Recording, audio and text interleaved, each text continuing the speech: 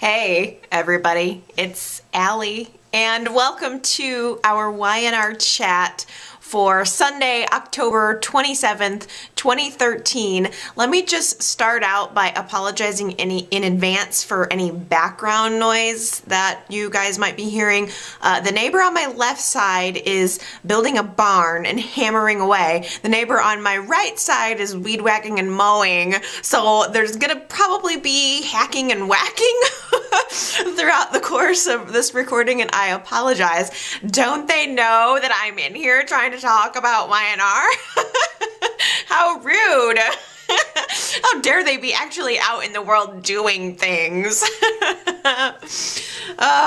Well, you guys, it's been another very intense week in YNR. I have to say, I've heard from a lot of you guys throughout the course of the week who feel very strongly about the Delias Death storyline. I think there are people who see the whole issue as black and white, and it really isn't. I had posed the question in last week's chat, is Billy responsible ultimately for Delia's death? Do we blame him? And I got a lot of responses on both sides. It really is a bit of a gray issue because especially so many people see it from different perspectives. You may think one thing, but trust me, there are other people who think exactly opposite.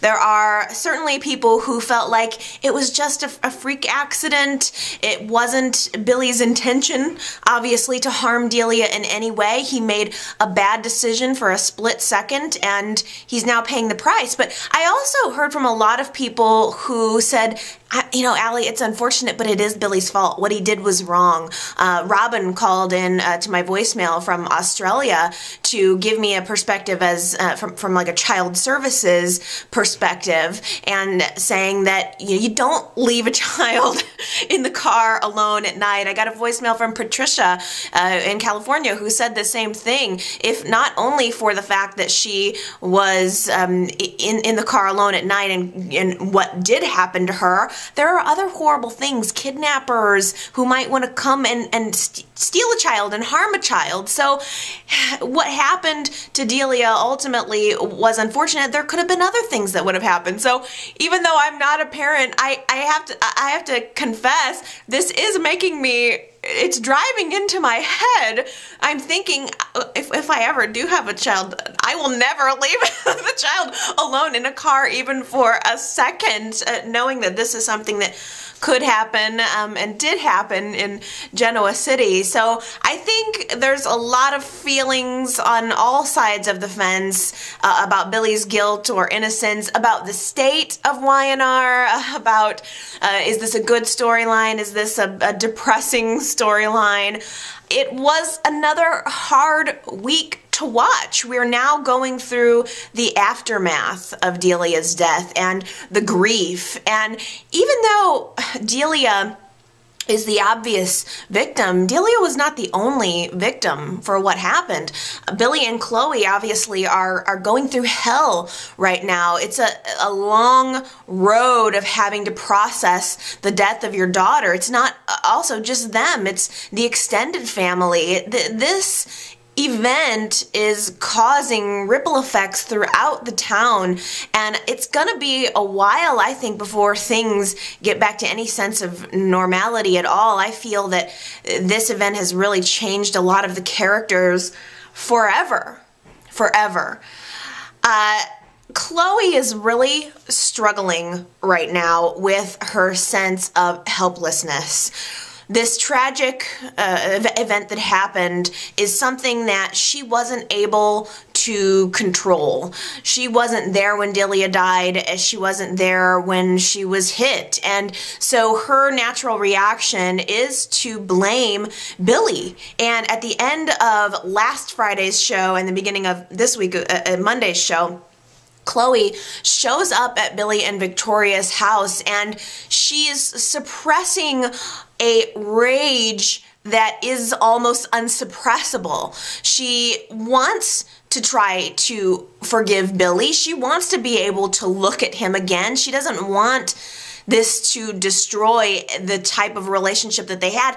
Even though Billy and Chloe were not together in a romantic or relationship sense, they did share this very special bond over their very special little girl, and now it's turned into a hate almost. And Chloe goes to Billy with the intention of trying to forgive him, but she knows that she can't. She's never going to be able to look at Billy and not see the man who allowed her daughter to go unwatched and walk into her death. And Victoria is on the outside of all of this, trying to be a mediator. She was in the unfortunate position of trying to talk Chloe down. It really seems like both Victoria and Kevin are on the outside of this developing feud between Chloe and Billy, trying to get all of the parties to get along, and it's very difficult, especially when emotions are this raw. Victoria says to Chloe, please understand that Billy is hurting too.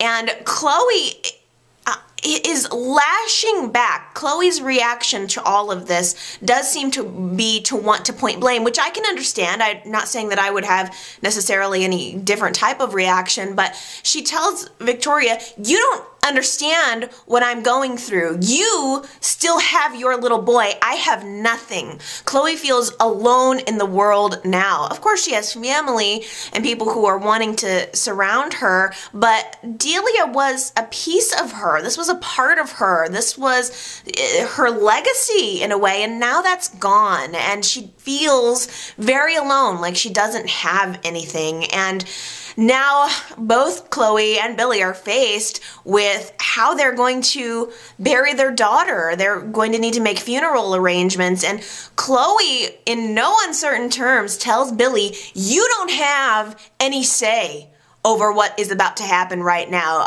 I don't want you to insert yourself into this situation at all. You better just back off. You have no say in this. She's my little girl, and you lost the right to be her parent when you left her in that car. In fact, Chloe said that twice. She really feels that Billy doesn't deserve to be Delia's father. He never deserved it. He never really wanted her from the start, and therefore he's not going to have a say in her end, how they lay her to rest. Chloe leaves the Victoria and Billy's house and goes to the hospital, telling Billy to just back off, and Billy follows her. He is trying to fight for his daughter. Billy understands the weight of what he did. I don't think he is taking it lightly upon himself at all. He is internalizing it. He feels like dirt, lower than dirt. But he is still Delia's father. He follows Chloe to the hospital, and I was glad. I really was. I don't think that Billy is blameless. I don't want anybody to get that impression. But I also don't think that just because this happened, he magically loses his paternal rights. He made an unfathomable mistake, but he is still Delia's father. Delia still loved him very much, and there becomes this conflict between Chloe and Billy as to whether or not they're going to donate Delia's organs. And Chloe is staunch against it. She doesn't want to think about them carving up her child, of course, but Billy, I think he's trying to see it from maybe what Delia would have wanted. Delia was a child. She had a very sweet little heart, and she was helpful, and I think Billy was trying to take the position of maybe this is what Delia would have wanted. Delia probably would have wanted to be an organ donor. She would have wanted to help people, but again, Chloe's not having it. Billy wants his say, but Chloe says, you know, I can't stand the sight, the sound of you right now. I certainly don't want your signature on any of the paperwork that we have to sign now. She wants to just erase him from the landscape, although there is just no amount of anger, Chloe, that is going to change the facts. There's no amount of resentment toward Billy that it's going to change the facts. Delia is dead, and Billy was her parent too. as difficult as that is for you to grasp right now, it's hard on so many levels. It's stacked.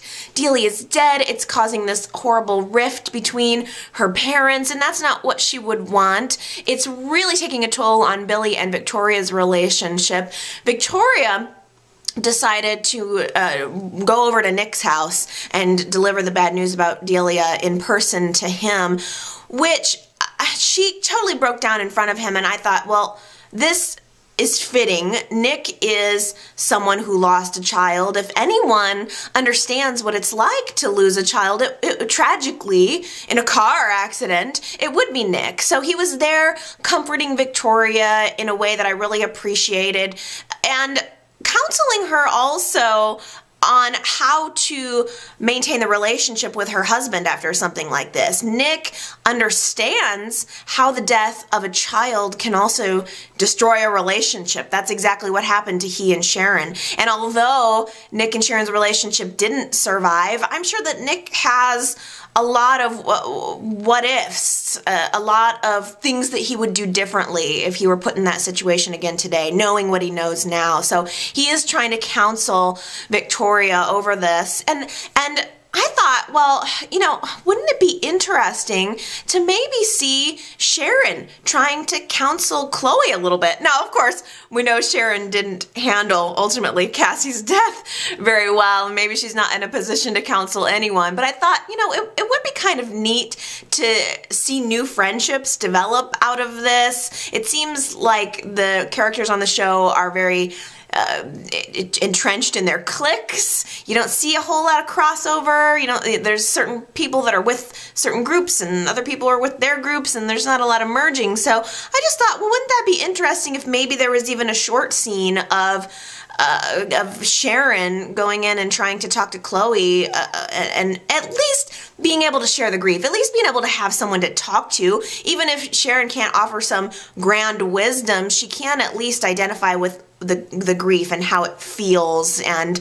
maybe that's something that Chloe might need right now. I think you could also throw Tracy in there as well. There's so many mothers in Genoa City who have lost their children within the past several years. There should seriously be a support group in Genoa City for all of the parents who have lost their children, and they should meet weekly.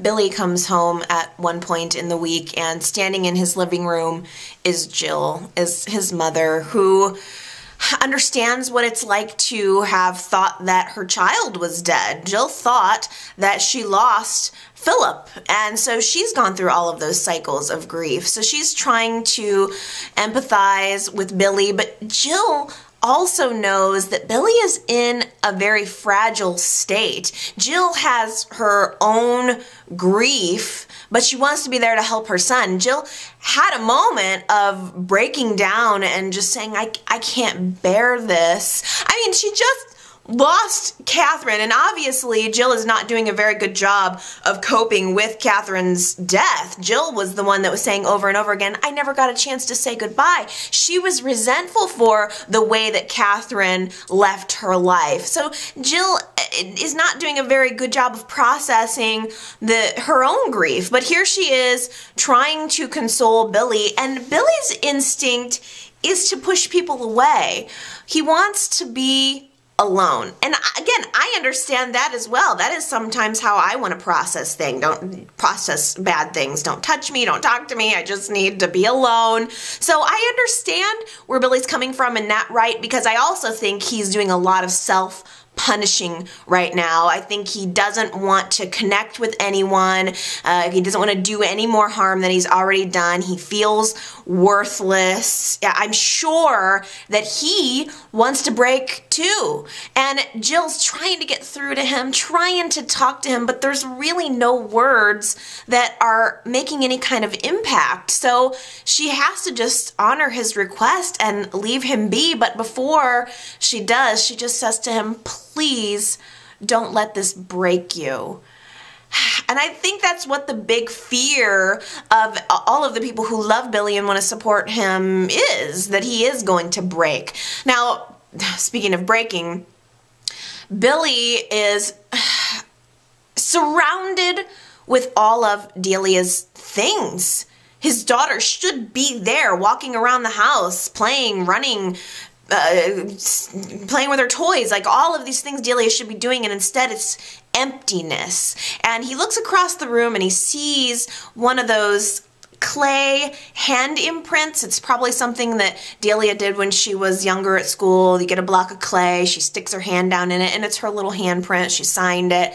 Billy sees it from across the room, is looking at it, and he just, I don't know if he threw it or kicked it or he did something, but he broke this little memorabilia of his daughter. This was when she had life in her hand, and now that's gone. And he broke this thing in a fit of anger and immediately started regretting it. It was so representative of this life that was lost, and he's just holding this clay imprint, trying to keep it together. He's pushing the pieces so that they're back together, hoping that in a way it's not true, that he can hold it back together and maybe it's not really happening. And he just collapses into this ball on the floor when Victoria walks in, and he's just talking through everything that's going on in his mind, and it's like he's reliving the moment in his head on a loop over and over and over, and it's torturing him.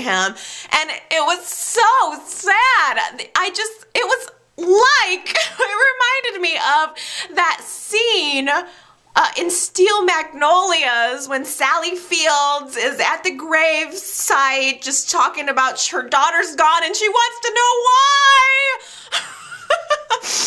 It just felt like that type of overwhelming guilt and sorrow, and it's just ripping my heart out on a daily basis. Victoria sees him hunched on the floor over this broken bauble, and she picks it up, and Victoria's saying, "We can glue it."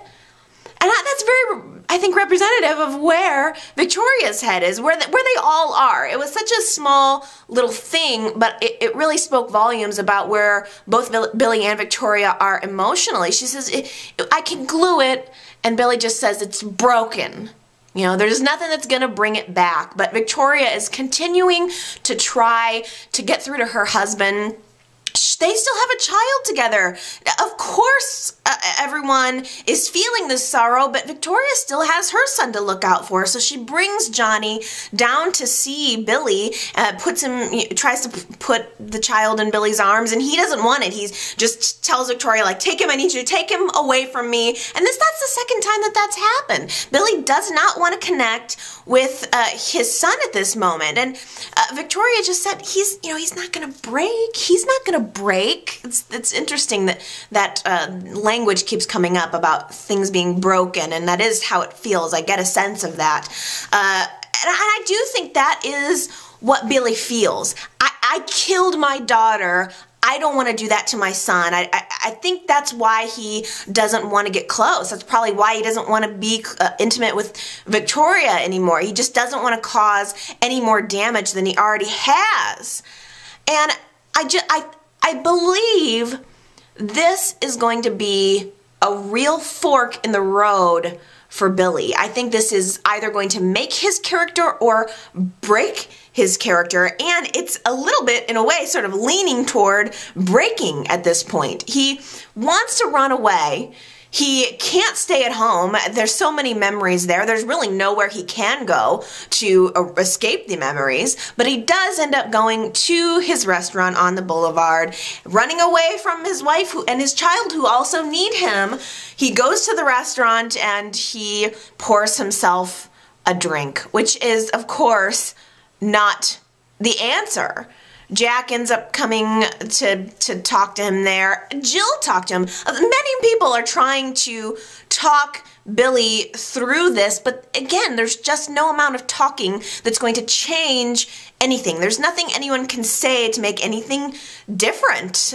Billy has anger toward himself, anger outward, anger toward the driver of the car that hit and killed Delia. He ends up going to the police station and really tearing into Chavez, who's trying his best to make a break in the case, but Billy wants answers. He wants them now, and Chavez is just saying, you know, we need to follow leads in a legal way to make sure that we actually do find this person, that we actually do get justice for Delia, which I thought was very sweet. Alex seems to be taking this on very personally, I think in part because he is close with Kevin, and in part because he revealed that there was another type of situation when he was on another police force, and he felt like he wanted to get justice. So everyone wants this answer. Everyone wants to know why. And Jack ends up partnering with Jill to call a press conference. They're at the Chancellor Mansion. Devon's kind of hanging around in the background. They're just there with the press. Jack decides to go live and make this statement saying about obviously how destroyed the family is and distraught they are, and how he wanted to offer a $100,000 reward for information leading to the arrest of whoever did this to Delia. I want to get your opinion on this, because I thought, well, that is a very wonderful gesture that Jack and Jill did this, but they did it without talking to Chloe or Billy. Chloe and Billy ended up turning on the TV and separately and seeing this press conference taking place about their daughter, and it was weird though that Jack and Jill didn't talk to them about it first. I think I would be, it's mixed because it was a great gesture, but on the same hand I'd be like, it's my daughter. You're going out into the media and talking on the family's behalf, and you haven't even discussed it with me? I don't know. There was just something about that I felt was a little bit presumptuous. But again, of course, their heart was in the right place. But $100,000, that's a paltry sum. That's not going to do any difference at all. Devon steps in, and he said later it was almost as if Catherine was guiding him to do this. Steps up to the podium or whatever in front of the press and says he is so touched by what the family is going through. He wants justice for Delia. He is willing to make a $1 million reward offer for information leading to the capture of the person who hit and ran. And wow, $1 million is no small chunk of change. Devon, he's throwing around his money this week, if you guys haven't noticed. He is a rich, rich man now, and he wants to use it to do good. And I felt immediately that was a good use of Catherine's money. I thought that is something that Catherine would have wanted. Catherine loved Delia. She would have wanted, I think if Catherine were alive, she would have done exactly the same thing that Devon did. My only concern was, as soon as Devon offers this money, Chloe and Kevin, and I think maybe Billy too, I'm not sure, they were all at the police station, and all of a sudden, one by one, we saw the police phone lines just ringing off the hook. Everyone is just, as soon as the reward went out, it was ring, ring, ring from all over, and it felt like a moment of a miracle. Like, wow, we're actually gonna catch this person. We're gonna find out who did it. But at the same time, I'm worried that reward, that huge reward, is gonna cause more harm than good. It's gonna give them more false leads. Hasn't anyone ever seen Annie? When Daddy Warbucks offers the huge reward to find Annie's parents, they get a bunch of people coming from off the street acting like they're her parents. You know, I mean, people will definitely lie to get that money. Nick actually did go to visit Billy, and I was really happy to see them connecting. At first, Billy was not receptive to anything Nick was putting down, but Nick persisted, and I think he approached Billy in a really no-nonsense kind of way. It felt like Nick was ready to have an open, honest conversation with him. It wasn't about sorry for your loss. And I understand that. It's like when something bad happens to someone you care about, there's not a whole lot you can do. You know, how many times can you say, I'm sorry? How many times can you say, you know, if you need anything? And I think when you're in that, when you're the one that's in that horrible struggle, you almost don't hear it anymore. You don't hear all of the condolences that people are giving to you. So I liked Nick's approach to talking to Billy, and he tells him, you're never going to get over it. You've lost your daughter. You're never going to get over it. I'm still not over it. And I was glad to see them bonding. I felt like it was a very honest conversation. It went beyond condolence. I felt like Nick was trying to give advice on how to survive. And Nick even said it does not get better, but it will get easier. And hopefully that's something that maybe Billy can take even just a little bit of comfort from. But, you know, like I said earlier, it's not just Billy and Chloe. The whole family doesn't know what to do. They feel helpless, and I think they're all wanting to reach out to Billy, wanting to help him, wanting to do something. Jack doesn't know what to do. Jack feels that he's on edge himself. He really wishes he had Phyllis. He wishes he had his partner. He feels alone. He wants to help his brother. He also, you know, is a recovering addict himself. So they did have a little brief scene of Neil coming to see Jack as his sponsor, and Jack being able to get a few things off of his chest. He has a process to go through as well. Jack ends up arranging this Abbott family support group. It was Tracy there and Kyle and Abby, and they're all talking about how they want to help Billy and what would be the best approach to help him. And they're all there meeting, kind of talking about how they're going to get through to him, and Billy walks through the door, and he is obviously he's resistant to it. Oh, I forgot to mention Summer is there as well. Summer shows up with huge hair. Her hair is like, it was so much curls. It was too much hair and curl for her whole head. The hair to head ratio was way off.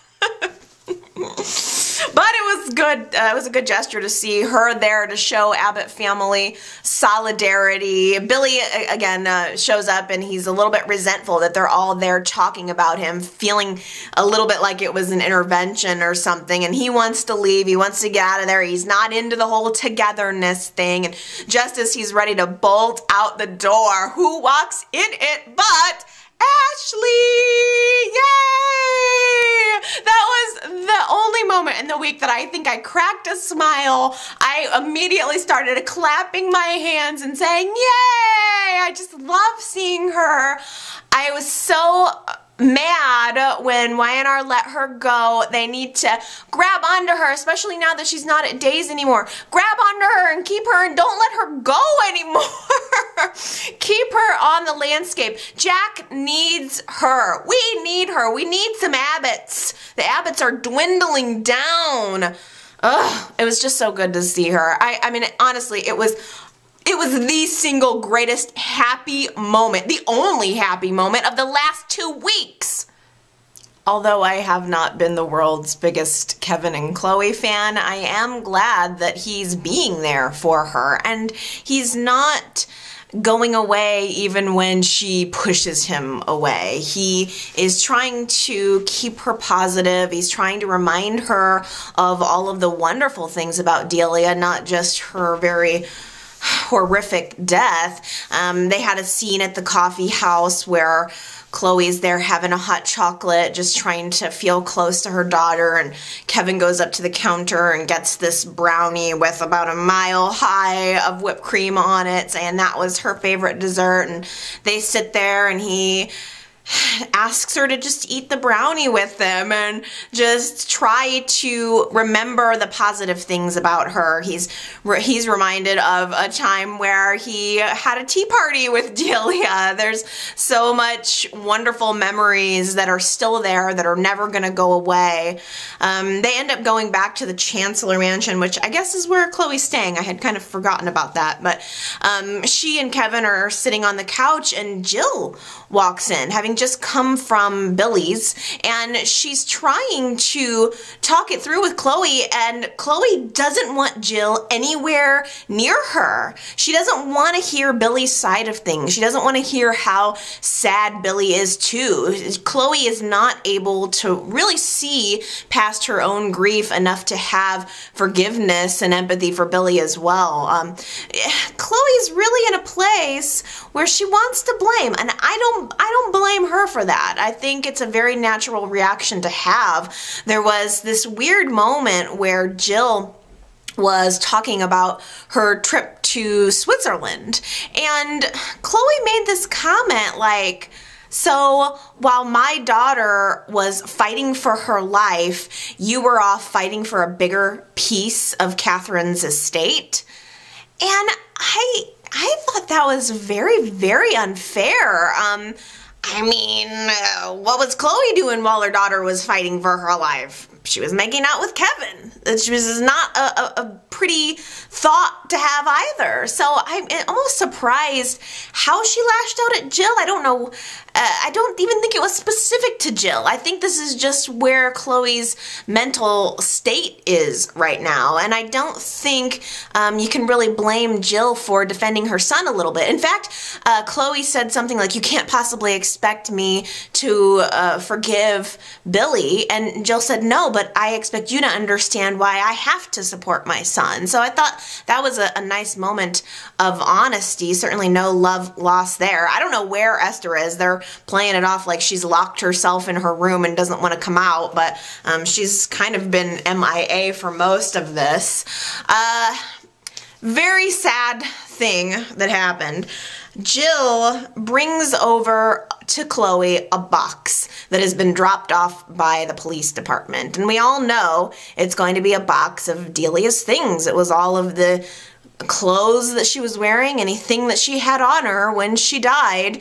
They've processed it for evidence, and now it's policy to give it back to the family. And Chloe and Kevin are sitting there going through the box. I have to admit, I thought that is way too soon. If it were me, I would have put that box up in the attic and I would have never looked at it again. I don't think I could put myself through that. But here they are, pulling out of brown envelopes Delia's dress, the hat she was wearing, and it just was heartbreaking. Chloe ended up noticing that something is missing. The scarf that Delia was wearing. It was tied, kind of attached to her hat, her costume hat, and it was something that was very special to them. They had gone out and purchased it and were all very, very happy about it, and it was something that Chloe wanted back to remember her daughter. So she tells Kevin about it. He takes her to the police station. They're all looking for the scarf, and Chloe is not going to let it go. Of course, we all know where the scarf is, but we'll get to that later. First, Connor's corneas have arrived. The black market corneas have arrived. And Adam has a special doctor who does illegal transplants for some extra cash on the side. So they're gonna get ready to do this operation. They're able to perform it at Genoa City Memorial.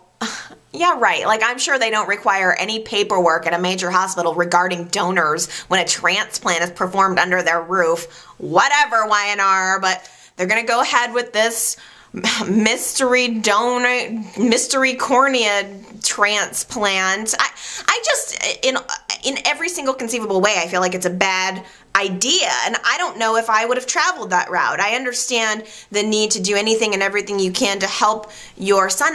Again, I'm not a parent, but I don't know if I would go for black market organs. I just don't know. I feel like if something were to go wrong with all of that, there would be no lawsuit, there would be no recourse. I understand that they're desperate to help their son, but it just seems too dangerous to me. I don't know if it would be worth the overall risk in every single capacity. I mean, you could get busted for buying black market organs and then get thrown in jail and then be away from your child for who knows how long. I don't know. I suppose that's maybe a hot button issue, but moot point, because the doctor comes in and tells Adam and Chelsea the corneas are not viable. Unfortunately, they've waited too long and they can't use them. So now here, Adam and Chelsea, this was their one chance to restore their son's eyesight, and now that's been dashed. So there is this very moving scene where Adam goes into the church chapel and he begins to pray. And I think the first words out of his mouth were something like, I don't do this very often. You know, this is not Adam's gig. He does not ask for anything from God. He's not that kind of guy. But here he is in a moment of desperation. And there was something about it. I enjoyed that scene, I think, in a lot of ways, because it reminded me of Catherine. You guys all know I was such a sucker for those scenes whenever Catherine talks to God. I loved when they made Catherine pray because she was so bossy in her prayer. She was always like, now you listen here. You listen here, God. And I kind of got a little bit of that vibe from Adam. Not that he was bossy with God, but that it was the last refuge of a scoundrel, this prayer. And I thought that was very moving. Adam believes that everything that's happening with Connor is a punishment, that the corneas were not viable because this is a punishment from God for what he thinks he did to Delia.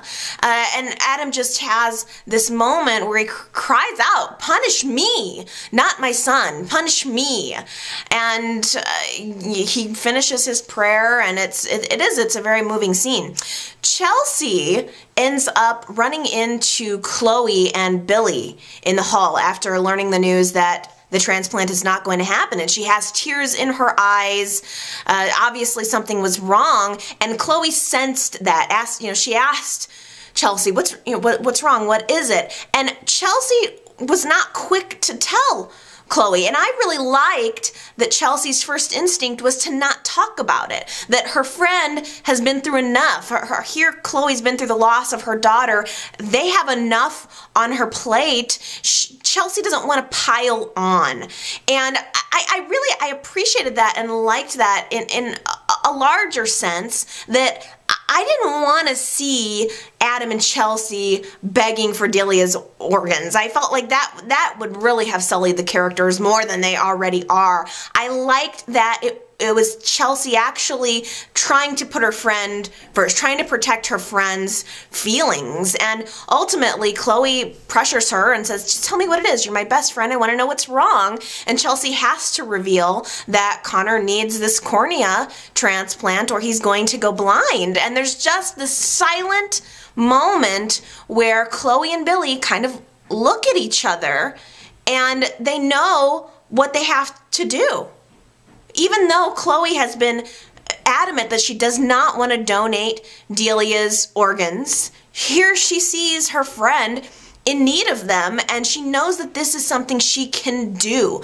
Billy and Chloe just look at each other, and Chloe's kind of nodding her head, and Billy just says, I'll take care of it.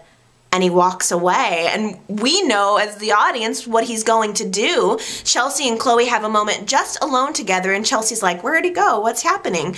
And Chloe reveals that she wants to donate Delia's corneas to Connor. And I loved that Chelsea's first reaction was, no, I don't want this. I don't want you to do this. And Chloe just insists.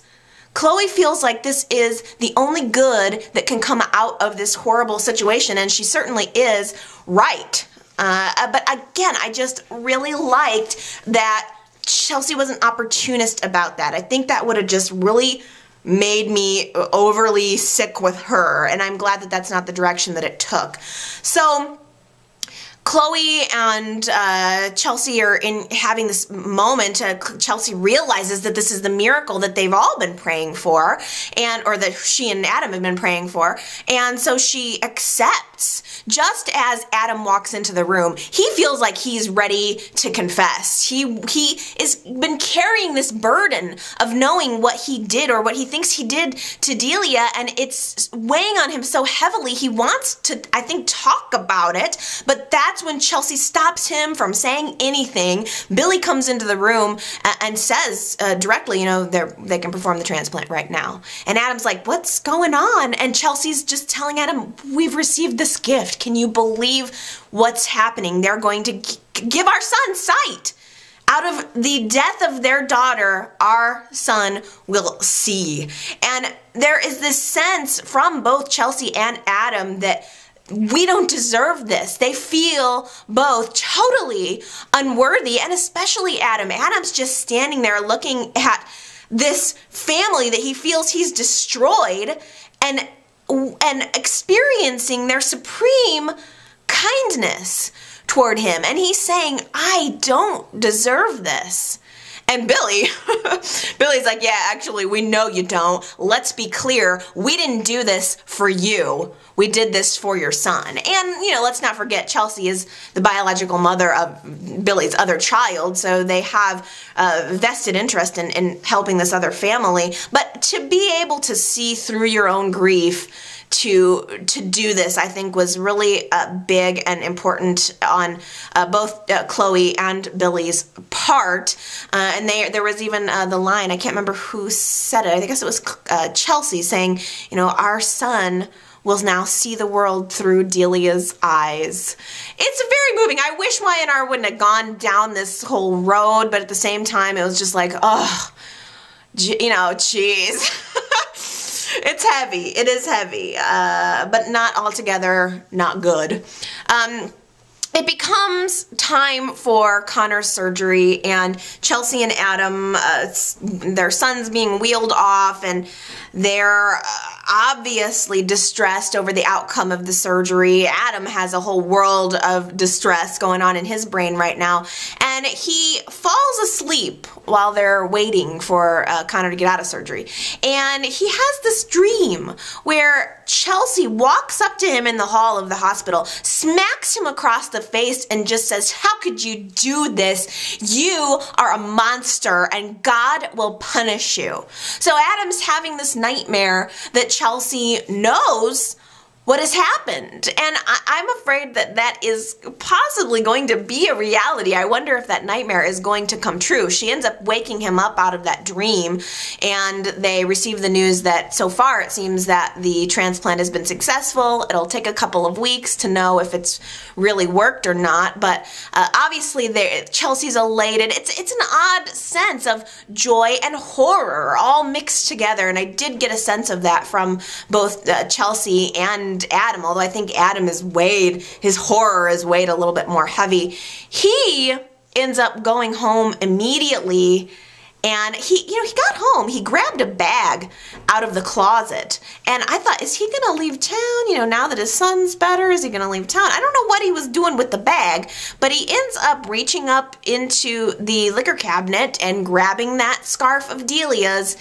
putting it in the fireplace and burning it, which is what I was like, I said last week, he should have burned that. Don't shove it up in the liquor cabinet. But he knows that things are getting intense, that he has certainly a possibility of getting caught, so he shoves it in the fireplace, burns it up, and then ding dong, Victor's at the door, which is like the last person you probably want to see right after ceremoniously burning the evidence of something horrible that you did.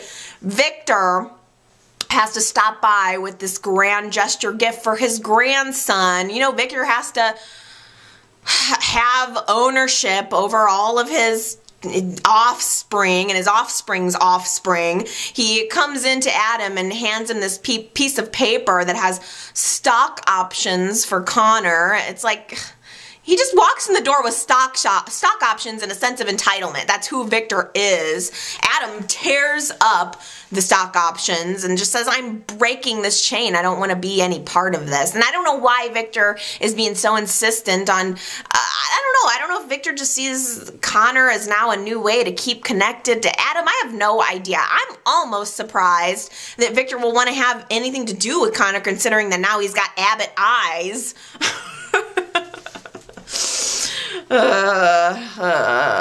Jeez. Anyway, Victor sees the fireplace has been burning and he scolds Adam a little bit, saying, you need to fix that before someone gets killed. You know, my house burnt down. So he's a little bit sensitive. But Victor saw that fire burning. I don't know if he's going to put 2 and 2 together on it. Adam ends up seeing the live press conference that Jack, Jill, and Devon gave and sees that now Devon is offering this $1 million reward, and Adam's becoming paranoid. He knows that it's only a matter of time until the evidence comes up, but he, of course, hopes it doesn't. I think he's prepared to run. I think he's not going to go down. As horrible as he feels, I think he knows he has to live with this guilt forever. I don't think he's going to allow himself to go to prison over it. I mean, I think everyone in Genoa City would lynch him. There would be pitchforks and torches coming to him. They're looking for a reason to hang him, string him up anyway. So I imagine they would. But I think Adam knows he's not going to let that happen, and he doesn't want to have to abandon his son. I want to know how you guys are feeling about the fact that Adam isn't coming forward on this. Should Adam be confessing? I mean, he did something, or it appears he did something really horrible, even if it turns out that Adam didn't do this, which ultimately I think Adam didn't do it. Somebody else hit Delia. I'm sure there's going to be another piece of this puzzle somewhere, somehow. But is it wrong that Adam is not coming forward with any type of information that he knows? Do you think Adam should confess? That is the question of the week. Please let me know what you think about that. Should he just tell everything he knows and let the chips fall where they may?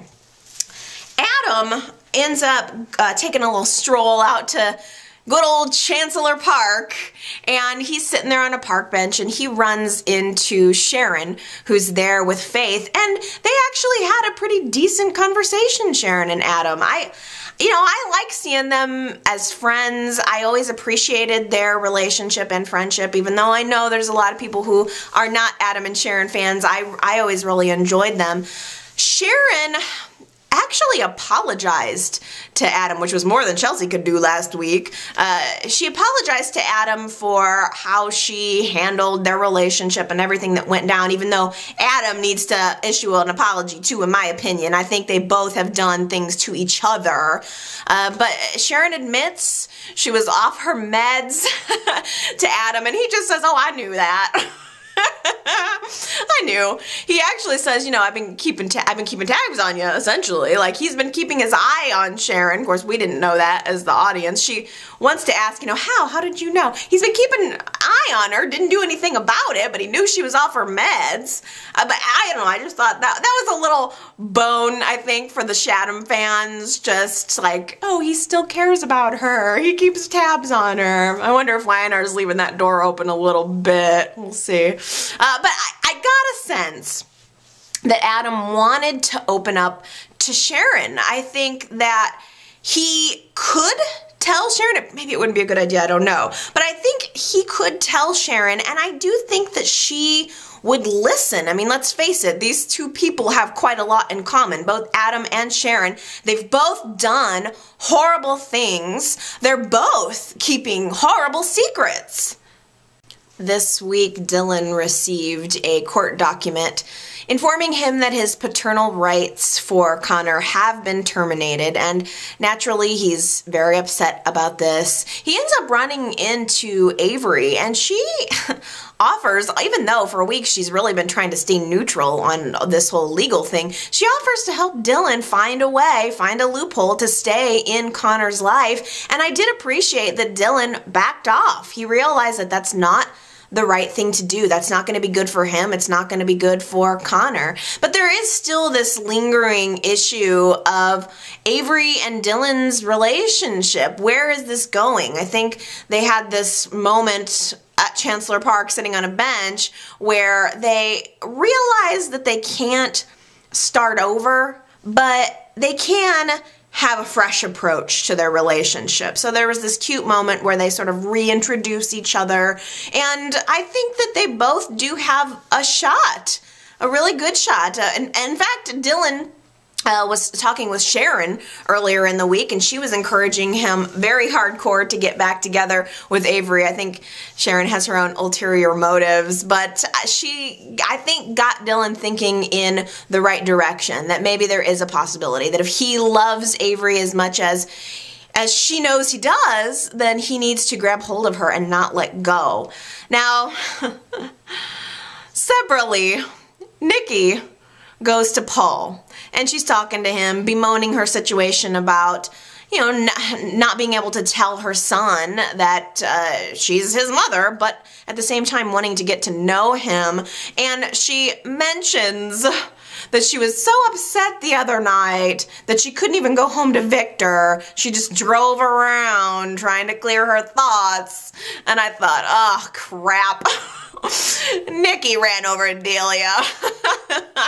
I hope not. But sure enough, at the exact same time she's saying that, Chavez is able to locate some hidden camera, and he's able to zoom in on a picture of the plates of the black SUV that was driving on that road, and guess what? They're registered to Nikki Newman, so Chavez has to give this information to Paul, and Paul is stunned. Paul is just, his whole life is getting up in the middle of his friend's business, like, do I have to prosecute my friend?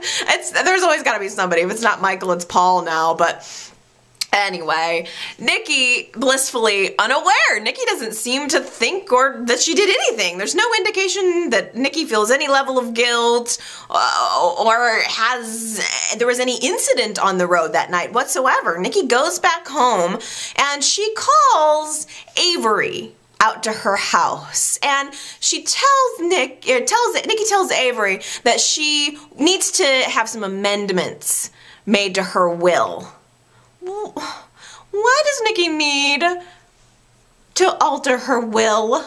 This better not be a signal of some kind of Nikki's death storyline. That's all I have to say about that. But I don't understand ultimately why she would need to pick Avery to do this. I think that Nikki is trying to drag Avery into this whole situation between her and Dylan. I think Nikki wants to build some level of support around her for when Dylan finds all of this out. I think she wants to have Avery become a bridge. Like if Nikki gets close with Avery, then maybe it'll soften the blow a little bit when she tells Dylan that she is his mother and is about to blow his whole world apart, that his beloved parents were not actually his parents and that he was adopted and his real mother abandoned him as a baby. I think this whole thing that Nikki did was intended to put Avery in an awkward position, and mission accomplished, because Nikki just very flippantly says, I need to add my son to my will, and Avery's like, oh, Nick's not in your will? And Nikki says, oh no, I mean my other son, Dylan McAvoy. And then Avery's jaw drops and you could just hear the sound of it. I wanted to get Avery's reaction, but Paul interrupts. He comes to the ranch and kind of scoots Avery off and tells Nikki he's there on official police business. He needs to check her car because of the Delia thing. They found a lead and it's you. So Paul goes out, checks Nikki's SUV, but there's no damage. So I don't think Nikki physically hit Delia. How could she? Maybe she did some kind of swervaroo, but I don't think she was the one that actually had the impact. I actually got a wonderful comment on YouTube from Karen Ferguson last week, who mentioned regarding that witness that the witness said they saw a black SUV swerve. And however, Adam actually stopped the car, got out, looked around. So if who the witness saw was Adam, then that would be a totally incorrect thing. If the witness saw Adam's SUV, then she would have seen Adam stop and get out of the car and look around. But that's not what was reported. There was a report of an SUV just swerving. So, I don't know, like, Nikki played some kind of role in this whole thing, whether it's big or small, I don't know what. I guess we'll just have to find out, but let's not, I just don't think Adam did it. I don't know how, and I mean, all of the evidence points to Adam doing it, which makes me think that that's probably precisely why he didn't do it. I don't know. Nikki is going to be hearing it from Avery next week, by the way. Avery's going to come back next week, tear into Nikki for putting her in this whole position with Dylan, and I'm actually looking forward to that. I think Avery is right to be upset. I think it was manipulative on Nikki's part to involve Avery. It's not fair. Like, now Avery has to carry the burden of this truth too. Okay, just really quickly, I have to mention that there was a couple of scenes with Lily and Kane and Devon and the kids at Chancellor Park this week. Where else would they be? Where Devon has, again, thrown around his money. He's rented out a amusement park so that just the kids could play there all on their own. He's really become like rich Uncle Devon, throwing the money around, spoiling them. But all I can think is, Charlie and Matty, beware, because there's pretty much a 50% chance one of you guys are going down.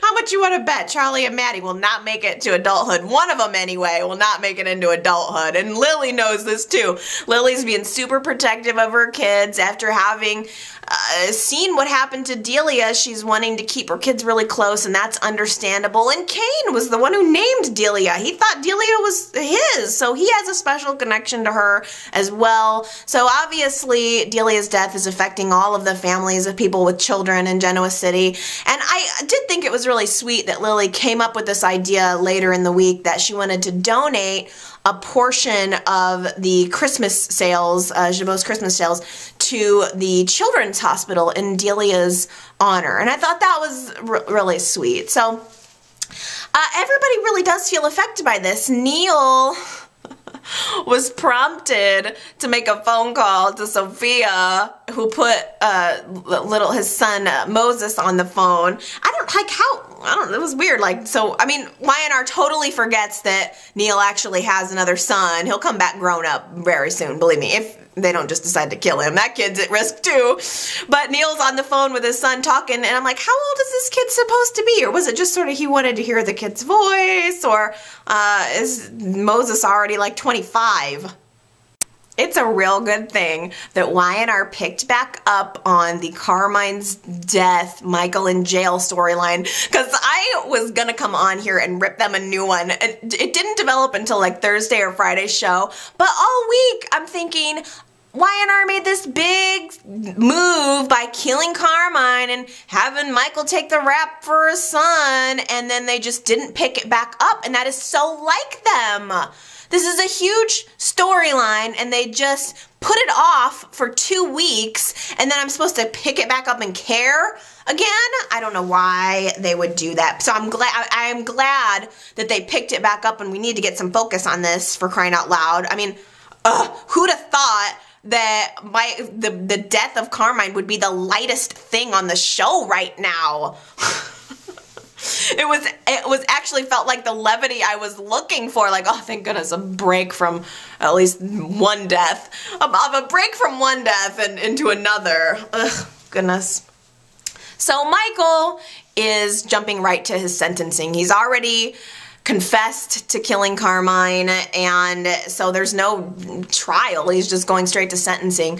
And Christine is going to be the prosecuting attorney, which I was a little surprised with. Christine is totally biased. She's a friend and a former legal partner of Michael's. It's hard to believe that she would be the one trying the case. I would imagine there would be an outcry about that, but there wasn't. I mean, not to mention the fact their whole personal relationship, she could have been biased one way or the other. Christine mentioned to Paul early in this sequence of events that Carmine basically did the same thing to Lauren and Michael that Michael did to Christine and Paul. So she could have been biased one way or the other toward him, but she decides that she's going to ask for the lightest sentence. Apparently it could have been anywhere from 10 years to 60 years. They go into the judge's chambers and she asks for the 10 years, and the judge, I think, really wants to give him that. Everybody seems to be sympathetic toward what Michael did. The judge tried to give Michael a way out. Like, the judge asks Michael if he has any remorse for killing Carmine, and Michael's like, not really. Like, he couldn't even muster up a lie about it. I felt like that was the judge trying to throw him a bone, you know, like, okay, if you say you're sorry, then maybe I can go a little lighter. But no, he couldn't even lie about it. But still, the judge came back and gave Michael the minimum sentence of 10 years, and he adds a note off the record, I guess, that, by the way, I kind of sympathize with what happened. You know, I don't blame you. I would have killed him too. So it doesn't matter. Everybody kind of has this sense of, well, Michael did the right thing, and we understand why he killed Carmine, but he's still going to jail for it. The ink's hardly probably dry on the judge's signature when Fenn comes into the room out of nowhere and just says, "My father didn't kill Carmine, I did." I felt like I was supposed to, at that moment, gasp, like it was supposed to be some big soap opera, dramatic, busting into the courtroom with the truth moment, but I didn't get that at all. I don't think Fenn killed Carmine. I didn't see any evidence that Fenn actually remembered anything this week. It sounds like Fenn just doesn't want his mother and father to take the rap for him. I think Fenn thinks because he was in a drug haze, he probably did do it. I think Fenn has just convinced himself that he probably did do it, and I don't think it's the case. Fenn has to have a counsel with Christine, and Christine takes his statement, but it's totally foggy. Fenn doesn't really have any type of evidence. Fenn has offered zero new information to what's going on now. And rightly so, Chris doesn't buy it, doesn't think it's going to have any type of bearing on Michael's sentence.